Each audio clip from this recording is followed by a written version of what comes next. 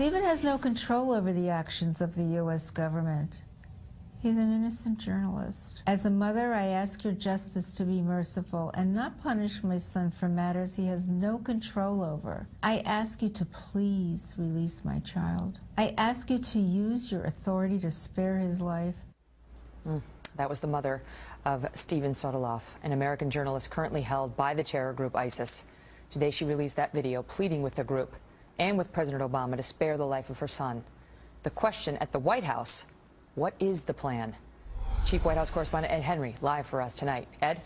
Well, Megan, they're still looking for a plan, even though there's more chaos tonight in Syria. The Syrian rebels, who are supposed to be sort of the moderate good guys, actually work with an al-Qaeda-linked group to seize a crossing, a frontier crossing with Israel on the Golan Heights.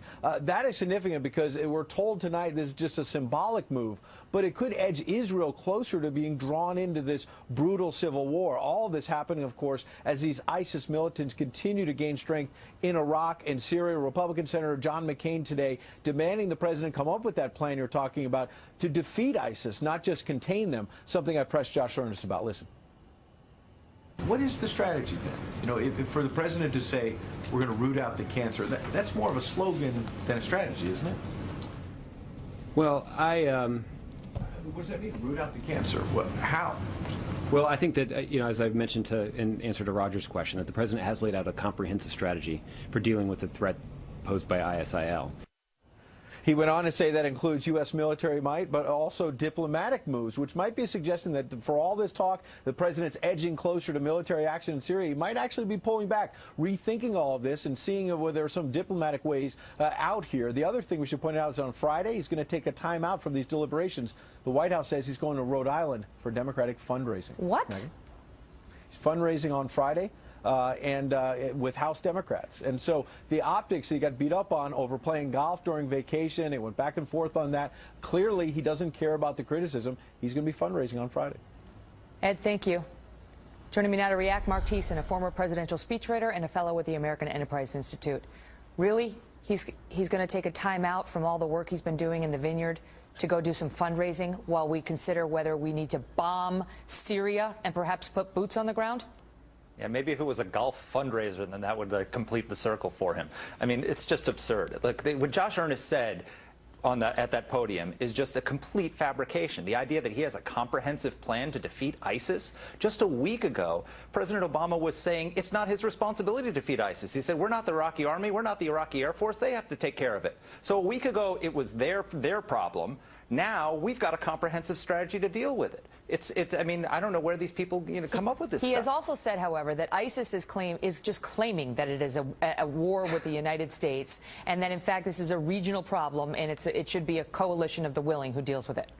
Yeah, a couple of things. One, that it's just a regional problem and they're not really interested in hitting us. That's what they said about al-Qaeda in the Arabian Peninsula in 2009 before they sent the underwear bomber to blow up a plane over Detroit. And that wasn't a stop terrorist attack. That was a failed terrorist attack. The bomb malfunctioned. And then as far as not being at war with them, they have said they're at war with us. The leader of al-Qaeda, of ISIS, has said, my message to the Americans is, we are going to be in direct confrontation. The sons of Islam have prepared for this day. So I don't know how he could be any clearer than that. In the 1990s, in the Clinton administration, al-Qaeda declared war on the United States. We ignored it, and the result was 9/11, and it looks like history's repeating itself. Do you believe, Mark, that this president is prepared to go into Syria? They say they're trying to get together a coalition, including many in the region, from Jordan to Qatar to Saudi Arabia, Turkey. So far, the only ones who have apparently signed on are Britain and Australia. Thanks for that, Jordan. Yeah, this isn't the first time I've heard the president indicate he might take military action in Syria and then not follow through. So I'll believe it when I see it. I think this is a president who does, I hope he does something, because you cannot deal with this ISIS threat unless you take out their command and control in Syria. But last time he found a way out. That was said by General Martin Dempsey. That's not Mark Thiessen. Yeah. That's the president's own general, the Joint Chiefs of the Staff. I got to go, Mark. Thank you. All right. Thanks, Megan. Also with us tonight, Penny Lee, a Democratic strategist and former advisor to Senator Harry Reid. Can I just start with that, Penny? What's he doing going to a Democratic fundraiser when we're weighing whether we're going to bomb Syria? You know, I mean, the president, as you know, the White House always travels with the president, and wherever he is, Oh, the stop. issues Come and things on. Stop go with that. him. But I will say that, Get real. Megan, I would say on that, let me finish. I would just say that you're right, that the optics aren't good, and It's that not there's just many the of us, optics. and It's the there actual are many, behavior. and Get back and start governing. Americans could die. They could die in executing those strikes. If they're not effective, they could die back here in an attack on the homeland or our interests elsewhere. What's he doing?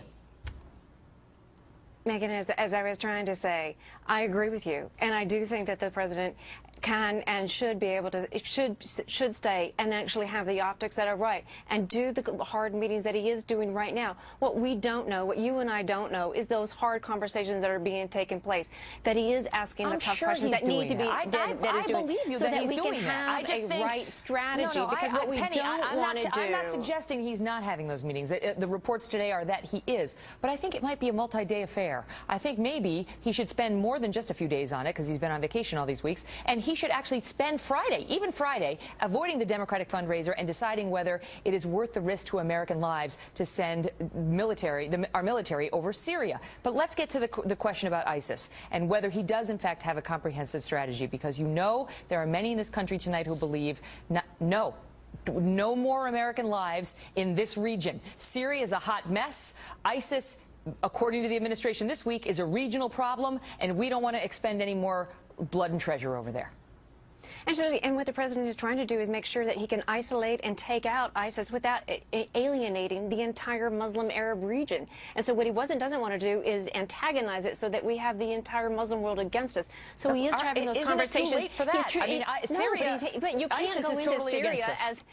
you cannot go into Syria as a sovereign nation and just decide to go ahead and bomb them. You want to have a coalition of those Arab states around you. Otherwise, you are going to antagonize it and bring a whole war on you that you didn't want to invite. So far, instead they're of not just signing on. So far, we've got ISIS, Great Britain. That's not a shock. Where's the coalition? Where are all the people who should be supporting us? You know, I think that the conversations are being had, and hopefully our Arab neighbors who have dismissed or who have called out ISIS for saying that they themselves find it in their behavior so egregious that they need to step up. So Saudi Arabia, Jordan, others, we are asking them to step up, and I hope that they do. The problem is Syria is so complex, and there's so many different factions there that the region's very divided on whether they want to get into this or not. Penny, thanks for being here. Thanks. We're also getting some new and horrifying accounts from Christians hunted down by these terrorists in the Middle East. Tony Perkins has that news next. Plus, before you make up your mind about the shooting of 18-year-old Michael Brown in Ferguson, Missouri, we have an eye-opening and disturbing look at a police officer, a suspect, and how quickly things can go very wrong. That's later.